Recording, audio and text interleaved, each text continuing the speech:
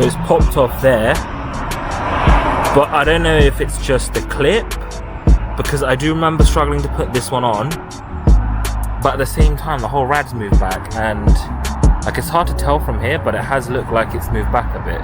So either the rad's busted, or I've been an idiot and not put this on properly and it's blown. But either way, there's a fair amount of coolant everywhere.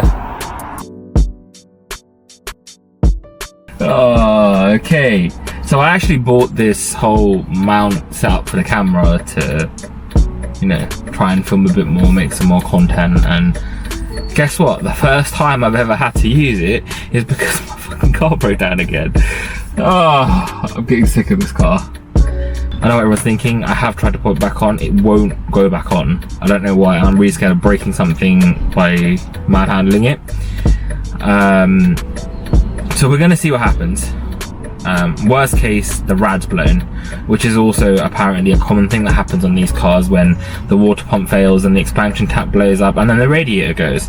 And then if you're really unlucky, all the hoses at the back of the engine that work with the cooling system start blowing one by one. So yeah, it's looking pretty bleak at the moment.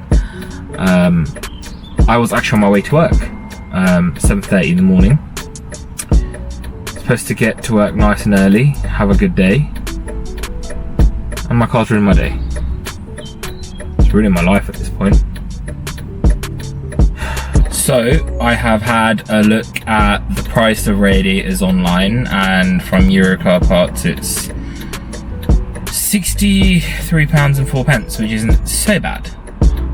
Now the reason why I'm really strict on a budget with this car is it's supposed to be a daily.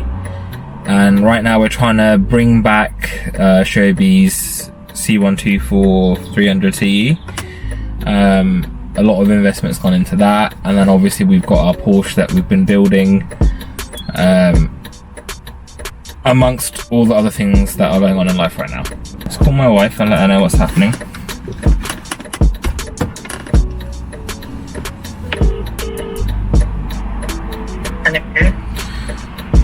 I've broken down again. Again? Yeah. 5 minutes from work. What's this time? I think either the radiator is broken, or I didn't put the hose on the top of the radiator in properly and it's popped off. I think it's time for you to ride a bicycle to work from now on. How about that?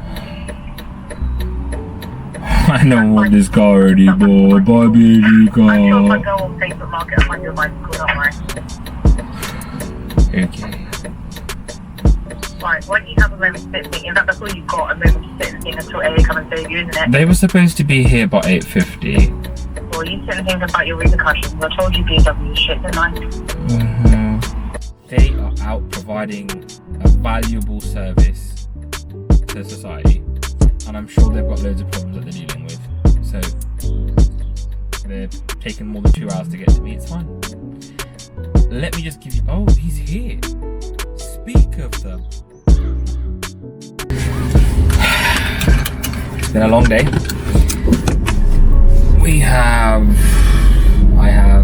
Okay. Anyway, come back to the point. It's been a long day. Been to the mechanic now.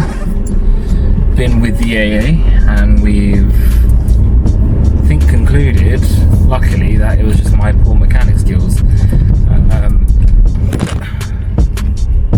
I think we have now concluded that it was my poor mechanic skills, because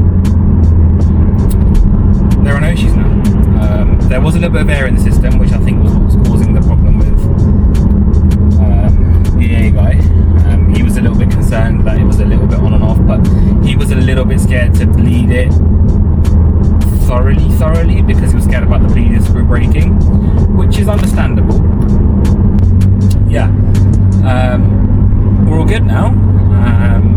The AA guy told me about water, told me to head down to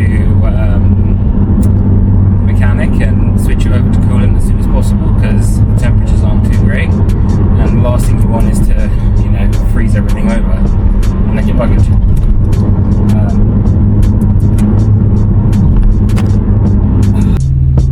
where were we? So yeah, the car's all fixed, we're all good. Turns out it was just the hose that I had inadequately tightened.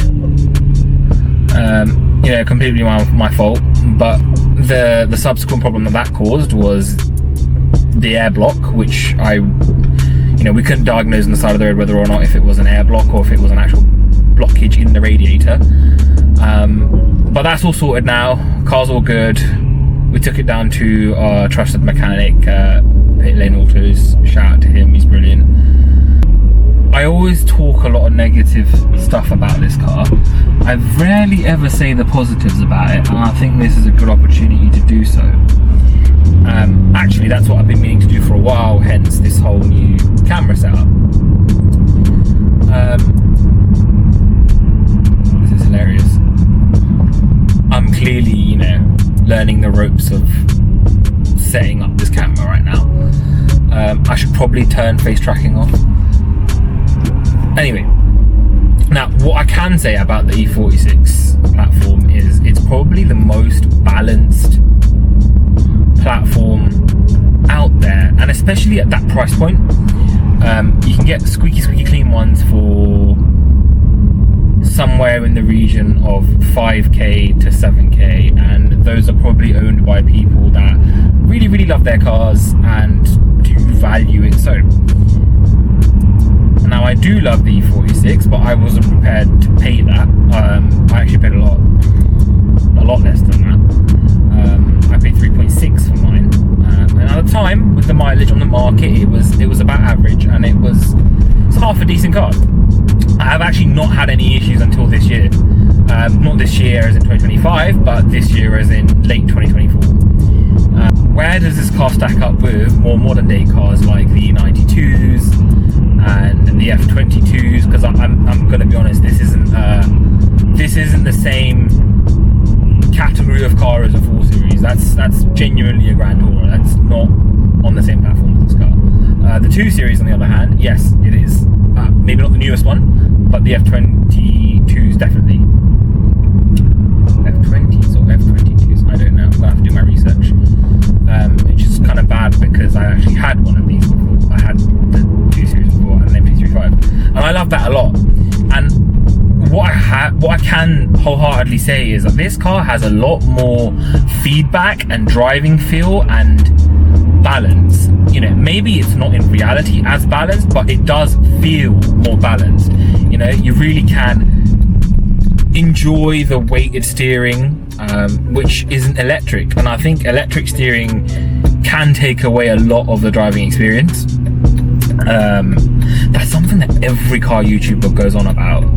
But you know what? I think when I made that change from having something more modern with electric steering to going back to hydraulic, and I'm like, oh, this is so much better.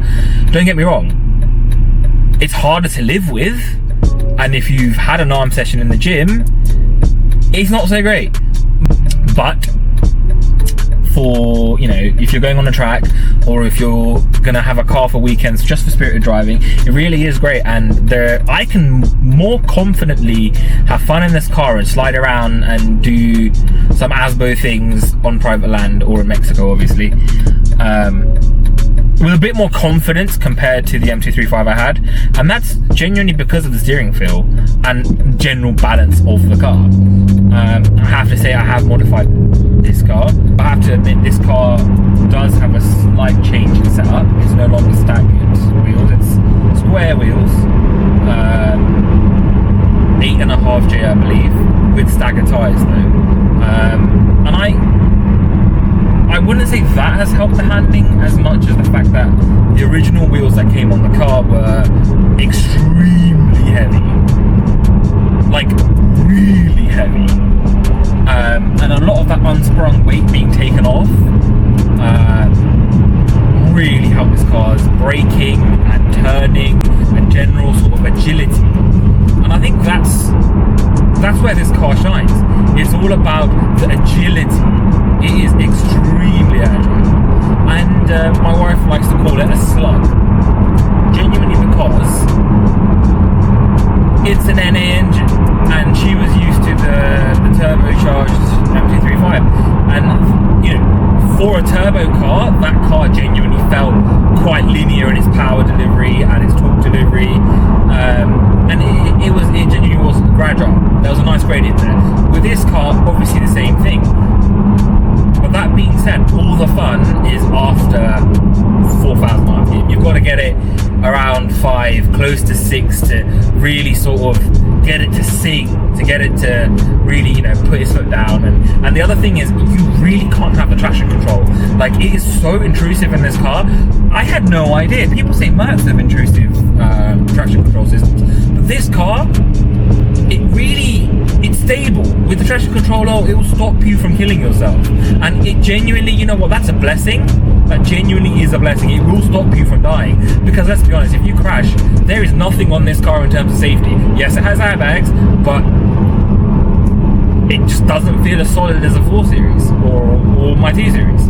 I think you'd absolutely need to put in an Android unit just for, you know, the daily livability with it. So you have all the modern conveniences, and I would highly recommend getting the steering wheels either refurbished, or you can get those really cool snazzy stitch it your own covers, which take an awful lot of time that needs to be invested in it to get it to, you know, look bright and feel right.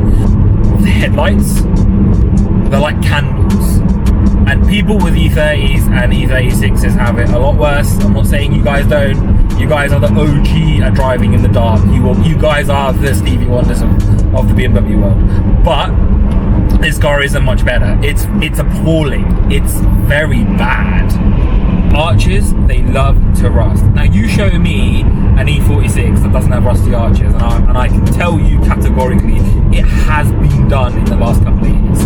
And the most annoying part is that most people that do get the arches done, it'll happen again.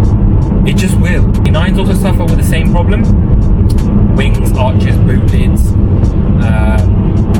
But you know, if you can live with all of that, and the obvious cooling issues that these cars seem to just have, they're really good.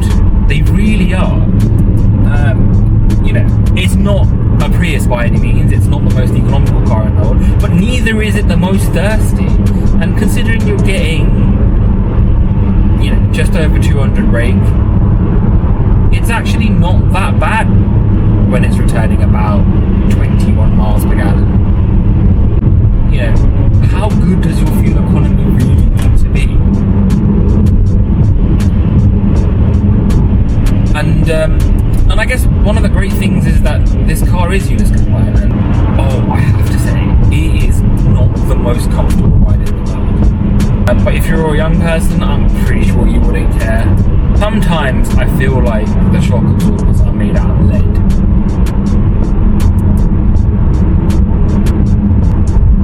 But, you know, if you can live with the negatives of this car, it really does put a smile on your face when you get an open bit of road or a little bit of a twisty section and you can really just hammer down. And you gotta hammer down, and you've gotta just be on your toes, because it will keep you on your toes. If you slip up, it will throw you in a ditch. You will probably go flying into oncoming traffic. So as long as you've got your wits about you, it's actually quite a fun and rewarding experience, because when you do get it right, you get it right, and it feels rewarding. It feels like you've accomplished something. I've gone around the corner, I'm not dead. You know, it's not the sort of car that you want to just get in and you know, be fast in. If you want one of those, go buy an S3 or a TTS. This genuinely is for people that enjoy driving, that you enjoy the challenge, and you enjoy actually the challenge of maintaining one, not just driving it. As cars do when they become more affordable and accessible, the quality of the cars that are out there, that are available on the market, really tanks. And if you're lucky enough to get one that's not been drifted into a tree, or that's not been modified with Wish, you'd be really pleased.